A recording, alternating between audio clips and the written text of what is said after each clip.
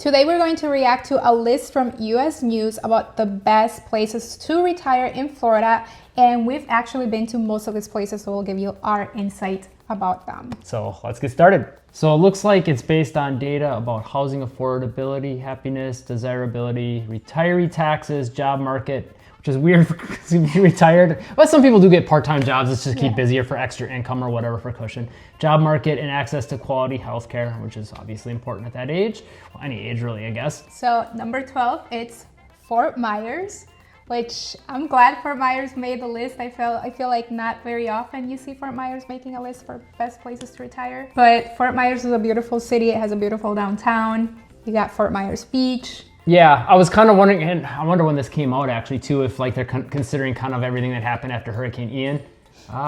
November 21st, 2022, so yeah. Fort Myers Beach was amazing, that area, and they're rebuilding, and I'm sure it'll be amazing again. They're probably gonna have to make some changes to it, but yeah, that alone stands out as like one of my favorite beaches in Florida just because of the way everything was, all the shopping and restaurants and stuff right by the beach, so close to the water. Yeah, you could walk to all the restaurants, like be on the beach and also walk to the restaurants. So that was very, very cool to be able to also sit and grab a bite to eat right on the beach.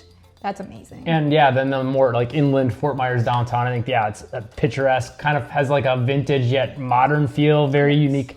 And yeah, the city as a whole it's called the City of Palms. That's one thing I love about the city. There's tons of palm trees everywhere. And just the city as a whole, it's one of my favorite cities in Florida, I'd say. Traffic doesn't seem too crazy, and the houses seem pretty nice for the most part.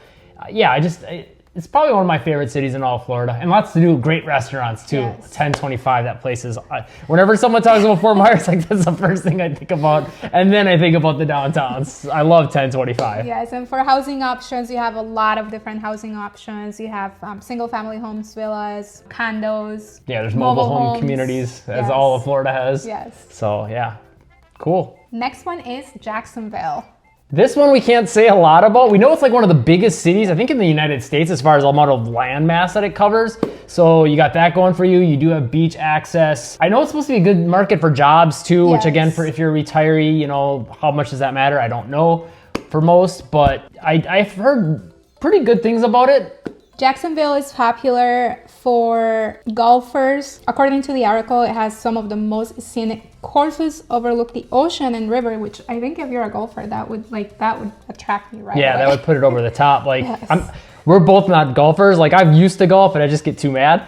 But something like that might make it a little more enticing because you're doing it also for the scenery, and when you got like water views and things like that of the actual ocean and some actual rivers and things like that, I think that would add a lot to it. And it's also the 12th biggest city in the U.S. and the most populous city in Florida, it says. So there's a little more information right from the article that we didn't know about. That's definitely on our bucket list of, you know, cities in Florida we got to go visit yet. But yeah, I think from everything I've heard about it, sounds like a great city. So I guess we'll have to take their word for it on this one. Number 10.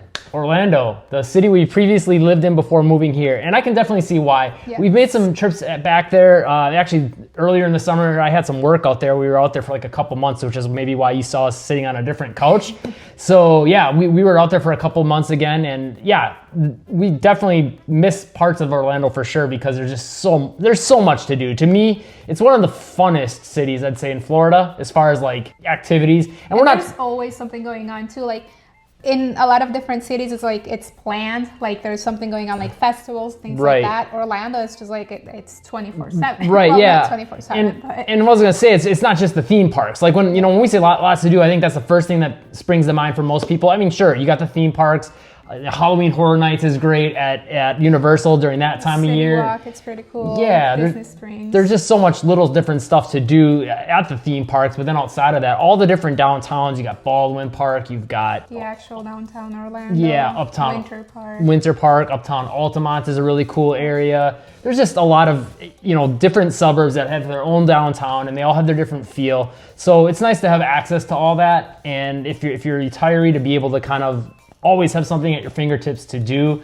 And you're really not far then either from being able to go to the Atlantic coast or the Gulf Coast, you know? So you kind of have more options being centrally located. Yeah, and also Orlando has a lot of different types of cuisines, very easy accessible to you, and it's very multicultural as well. There's always like different festivals going on with like tons of different countries, and you can actually try out foods from different food trucks in different countries. Last time we were there, we went to like, there's this whole like designated area that always has a whole bunch of food trucks that are very international. A lot of it tends to be more like Latin American type cuisine, but yeah, I think the food scene as a whole in Orlando is highly, highly underrated personally. Like even when we lived there, we're like, it never like made any list, and it recently actually got #1 on Wallet Hub. I think had a list of best in the United States, or was it in Florida? It was best in, I think it might have been, it was the United States. It was the United States, because I was shocked that it beat out like California and New York, and yeah, got #1. But they took affordability into context of it with that criteria. But also state parks. There is a lot of state parks near Orlando, around Orlando, and in Orlando, which it never, like when you look at things to do in Orlando, that never comes up. It's always just the parks. But yeah, there is a lot of beautiful parks as well. And I think that makes it unique too, because a lot of times with bigger cities and just, any big city, you kind of tend to think of it as like this concrete jungle. Well, you have actual jungle with the different parks that are kind of sprinkled within the city and just outside of it. So that's nice to have access to that as well. Number 9 is Port St. Lucie. And we actually considered Port St. Lucie when we were looking to move to smaller city out of Orlando. So we are pretty familiar with Port St. Lucie. It's a beautiful area. Yeah, it's quiet, it's nice, it seems really well maintained. It is a beach city, so you're on the Atlantic coast, kind of towards the south end of Florida, but not like all the way down by like Miami and stuff like that. It seems really, safe, low crime type area. It is a bigger city too, and the article actually says that it's among the fastest growing cities in the US and added over 10,000 new residents over the past year, which I think a lot of Florida, 2022, so back in 2021, 2022, there was a lot of people moving to Florida. So I think a lot of cities are going to be pretty similar to that. And actually looking at the population, that's surprising to me. I guess when we were there, maybe we didn't explore enough of it. 481,000 people, that's way more than I would have thought, honestly. I thought it was around 100, maybe 2. Yeah, so that's interesting to me. But yeah, from what we saw of the area, it seemed like a really, really nice area, quiet, small, kind of a small town feel, which is, I guess, kind of why I'm so shocked by the 481,000 population. It definitely didn't give me that kind of population vibe, by just when you're driving through it and looking at it. And traffic didn't feel crazy either, or hectic at all. So yeah, if you want something with that kind of population, I would imagine you got a lot of restaurants and shopping opportunities, but at the same time, not the crazy traffic to go with it, and still beach access. That's a win. That's a big win. Yes. Number 8, and we actually recently visited this area. Well, we'd been stopped in a few times before, but we actually spent some time in it for a video on our other channel where we do home tours all throughout Florida. And we'll link that video in the description if you want to check that video out. But it's Okala. And we were really pleasantly surprised after actually spending some time going through it, instead of just, a lot of times on our trips up to Wisconsin, it'll be kind of like we'll pass by, we'll stop, go to a gas station, fill up, maybe feed our dog, and then leave. And we'll see a little bit. This time we saw quite a bit. And it's a beautiful, quiet city, but you still have quite a bit of access as far as commercial shopping and things like that, and some unique things to it. Yes, it has a really nice, small historic downtown. It's pretty cool. I was impressed with walkable. It. Yeah. Yes. It's also the city as a whole. It has like a lot of trees, like mature trees. So that made it feel almost like a small countryside town, but at the same time, like you have access to all the other big cities. And also there is a couple parks that are very close to Okala, Rainbow Springs. Springs. And yeah, they've got a drive-in movie theater, which is really unique. Yeah. I think that's cool.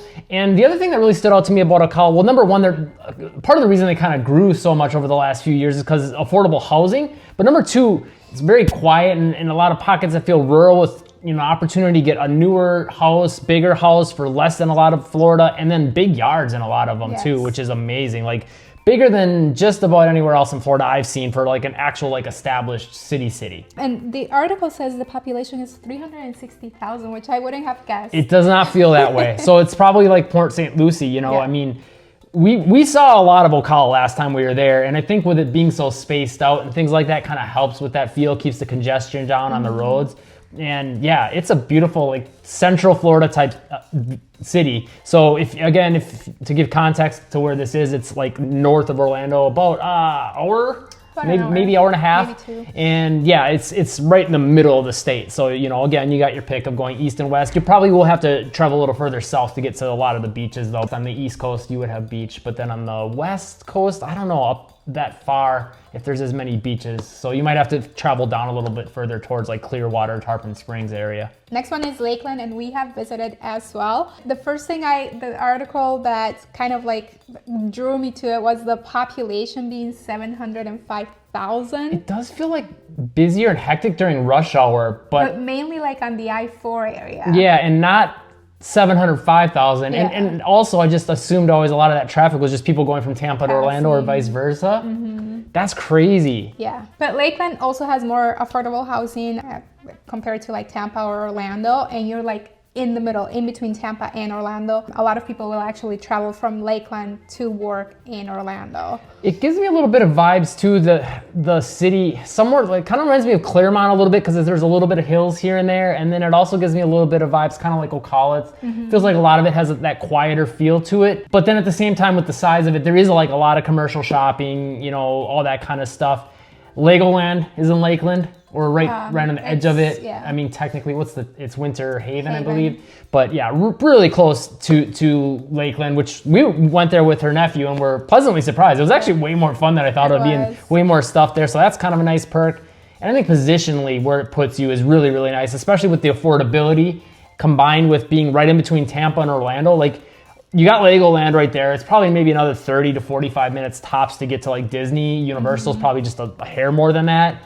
Tampa's not too far, all the Gulf Coast beaches. And if you prefer those beaches over the Atlantic beaches, then that's a great spot to be for that. Number 6 on the list, we have not been here, but we've been into like a lot of the cities right next to it, and it's Melbourne. So we've been to like Cape Canaveral and Cocoa Beach, which Cocoa Beach is one of our favorite beaches in Florida, especially when we first moved to the Orlando area. A lot of people like to go to New Smyrna Beach, which for us it was nice, but we always preferred Cocoa. So New Smyrna, the actual town, it's nice, but the beach is just like...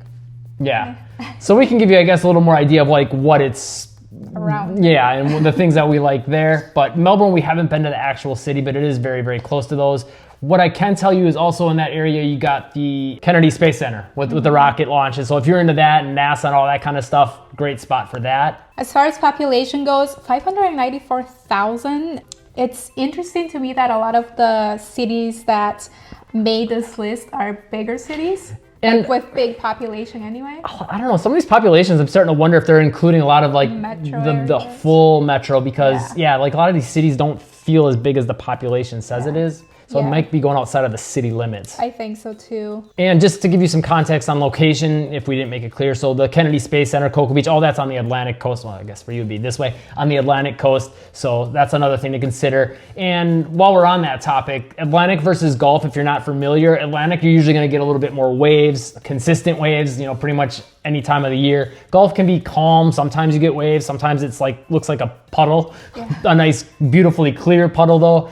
The water tends to be more turquoise and pristine, I would say. Whereas on the Atlantic coast, it just depends on where you're sitting. You know, Cocoa Beach, the water's kind of more brown, as the name Cocoa Beach implies, and then some beaches are going to be more that blue turquoise color, so it just depends. If you're into surfing, then the Atlantic definitely would be the way to go. We do get waves here, but not as often, and it's typically after a storm went through. Yeah, and to be clear, when we say here, if you didn't see the channel, life in Venice, Florida, so we're just south of, I think, what's one of the cities on the list. Yeah. So yeah, on the Gulf Coast is where we live. The article actually says that you can watch the rockets as they launch into space. So the next city is Sarasota. The one I was just referencing, number 5. Number 5, population 821,000. Okay, so they are taking this the is metro area. Clearly, because we know Sarasota well, that is clearly the metro area. So take some of these populations, maybe not with a grain of salt, within the context of it's like all the surrounding cities. So yeah. So the whole county probably. Yeah. The article says that retirees are often drawn to Sarasota's white sand beaches, including Little Key and Siesta Key, which is very accurate. I think a lot of retirees, when you think of retiring or retirement age, you think of just spending your days at the beach. Beach, maybe golf. Yes. Being in a golf cart, just driving around cruising. The island. Dining out. Yes, and Sarasota is great for that. All of those. Siesta Key Beach is beautiful, yes. Yeah, great food scene in Sarasota too. I believe they're rated often one of the top places in all of the United States for the amount of I think it's Michelin restaurants or Zagat restaurants within context of the population. So the amount of those restaurants per population. And yeah, there's a lot of favorite places that we have there to eat. Yes. And yeah, the whole area it's nice because first of all, the downtown has somewhat of a big city feel, but it's very different than most like big cities. It doesn't have as much hustle and bustle. I mean, don't get me wrong, there's enough traffic, but actually I take that back. The traffic is more kind of going along that road along the Bayfront area, but in the actual downtown, it's not super congested and lots of cars crammed in, and it's very pedestrian friendly, more about hospitality. So there's a lot more restaurants and shops and it's less offices and things like that. So I think that makes it stand out. And then all the amazing surrounding cities. Having access to Tampa, Orlando, Fort Myers, Venice, yes, under 2 hours. 2 hours would be, if you wanted to go to Orlando. I think that's great because if you're a retiree that's very active and you want to, not just come here to retire, but also to experience more life in Florida in general, then having easy access and quick access to other cities, it's great. And with Sarasota, I think another thing to think about too is all the different downtowns you have to pick from. You've got Siesta Key Village, the Sarasota downtown, which I mentioned. You've got St. Armand's Circle. You've got Venice's historic quaint downtown. You got the two different Lakewood Ranch downtowns, the main one, and then the waterside one. And then there's another one that they're working on.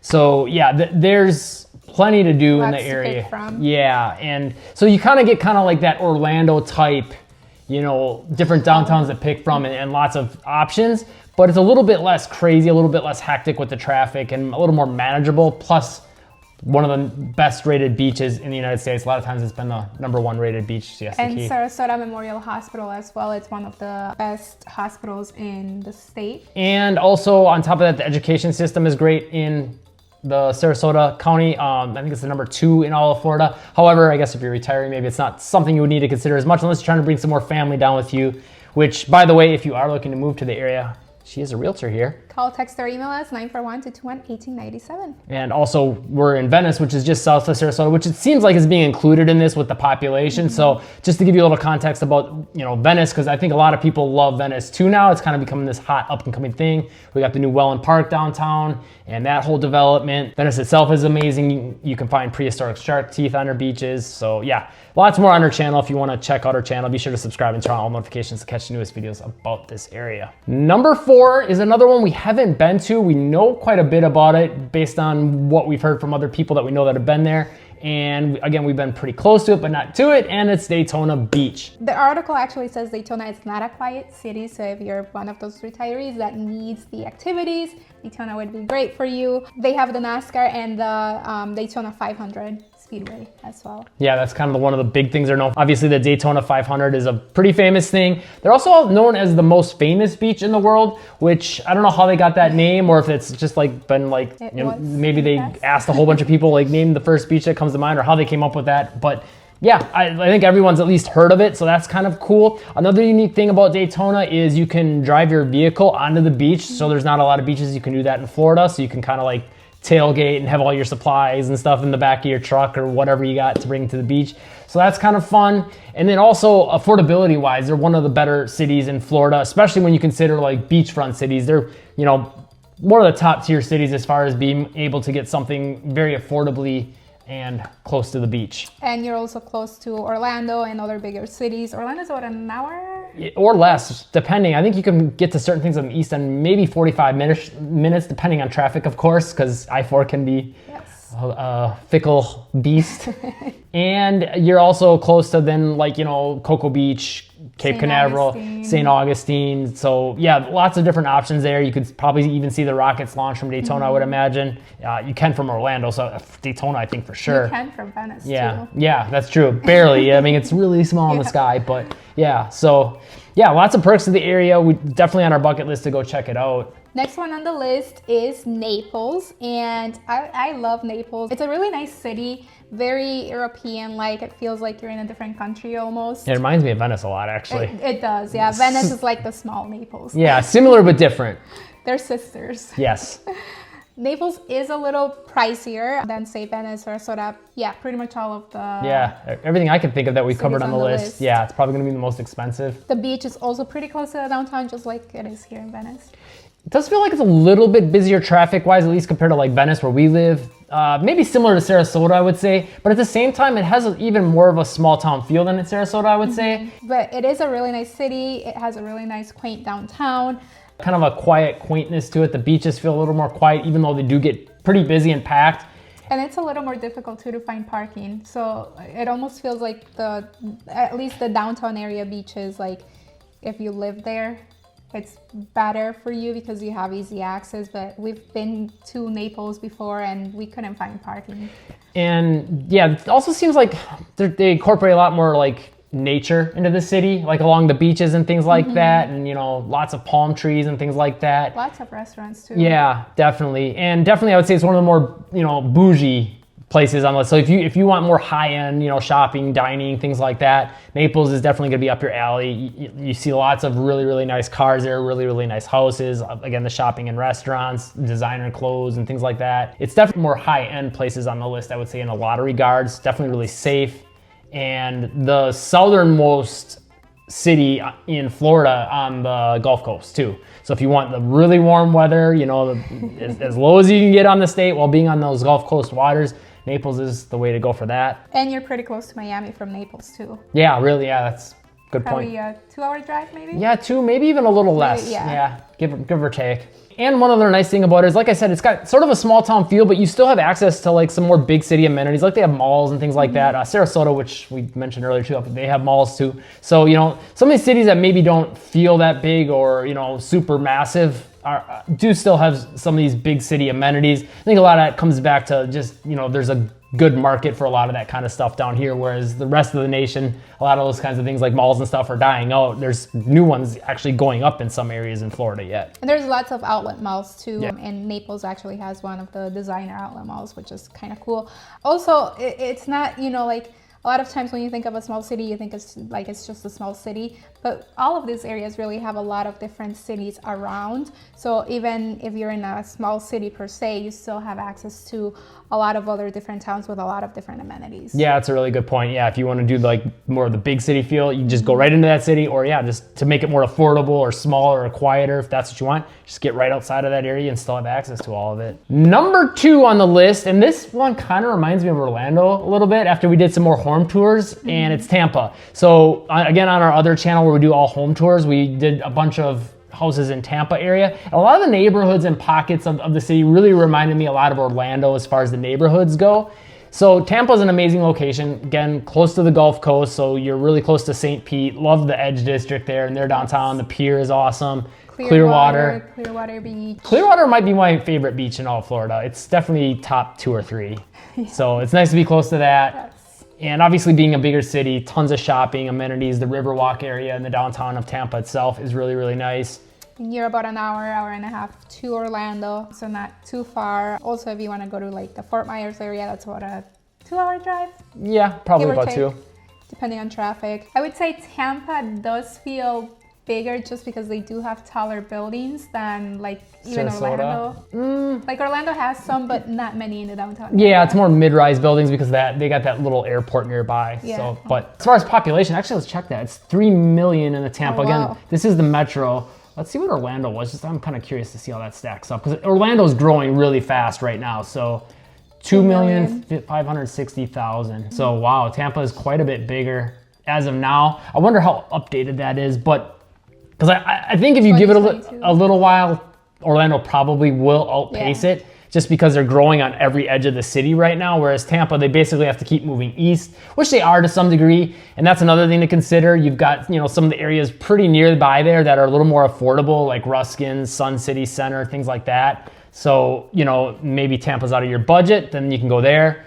And I think with Tampa, it's nice because I feel like you're kind of in a beach city, like a big beach city, but you're not right by the water. So I feel like you're a little more protected in case of hurricanes and things like that. And again, being in Tampa, you have access to the Tampa downtown, which is beautiful. Tampa also has a zoo, an aquarium, Busch Gardens is there, which we haven't checked out yet. No. Well, you did when you were little. I think I did when I was little. I don't remember anything about it. I remember everything else, all the other theme parks we did when I was a kid. We went to all the ones in Orlando, but I don't remember that for some reason. Also, we didn't mention earlier with both Orlando and Tampa, I think sports, if you're into sports, Orlando, you've got the Orlando Magic, and they're trying to get a Major League Baseball team right now, and they have a Major League Soccer team. And then Tampa, you've got the Tampa Lightning for hockey, and the Buccaneers, obviously, with Tom Brady when he was there, kind of put them on the map for a lot of people. And of course, the Tampa Rays for baseball. Also, once you retire, if you would like to take cruises, Tampa, you can actually get a lot of different deals from the port of Tampa for cruises.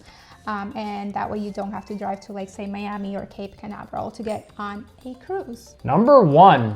That's shocking to me. I don't think I've seen this number one on any list as far as to live, to move, to retire. Pensacola. And we haven't been to Pensacola, so we can't say a lot about this. Panhandle is definitely on our list as something to go see. So again, if you don't know where Pensacola is, it's on the Panhandle. So you're getting Gulf Coast beaches, but you're like on the northern end of facing south with the Panhandle. Population of 496,000. That's shocking me. I always kind of thought of it as being a smaller area from what I've heard. But that's probably including the metro again. Yeah, but even then, I just didn't think even with the smaller cities nearby it would have been that big. That's crazy. I do want to say most of the Panhandle, from my understanding, is a little more affordable than the rest of Florida. Yeah, so the article mentions that housing affordability and taxes for retirees are why it got number one, which again, taxes for retirees, unless it's maybe like property taxes. Yeah. Because what other taxes are there? Yeah. I think it's also worth noting, like it's saying here, beaches. I mean, if you want beach access. Again, we haven't been to these beaches, but from all the videos I've seen, the waters look very calm and clear, just like the Gulf Coast beaches down here. The one thing I have noticed with a lot of their beaches, that seems to at least be in a lot of videos, that we get this sometimes, but it seems like it's always this way there. The water seems like it's a very long, gradual drop off with the sand. So you can walk way far out, which is really cool. And you know, if you're ever gonna have grandkids down or whatever, for them to be able to go out and feel safe going into the water, I think that's something really unique and cool about a lot of the Panhandle. So what would be your number one to retire out of this list? Out of this list, Venice, which is in Sarasota. Yeah, I think it depends on the person, you know. For me, when I were to retire, yeah, I'd say I'd stick here, maybe Fort Myers or Orlando, Tampa. Those are probably mine, or being somewhere within striking distance of those. I think I would give it to Sarasota personally, though. I think it's got that nice mix of big/small, plenty to do, but still quiet enough. I agree, yeah. So I feel like Sarasota... And Naples, actually. As far as, yeah, and this is, I guess, just strictly like what's my favorite, not taking into consideration cost. Okay, yeah. I think Sarasota for a lot of people would be very attractive just because it's a smaller city, but you still feel like you're in a big city. You have the beach, you have the downtowns. Like there's a lot of things and activities that you would have access to without feeling like you're in a huge city and getting overwhelmed. Yeah, exactly. It's got that, to me, it's got that balance. I think that's a big thing for me personally. But leave a comment, let us know what you think. You know, if you've been to any of these cities or what sounds most ideal based on what we explained in this video and broke down.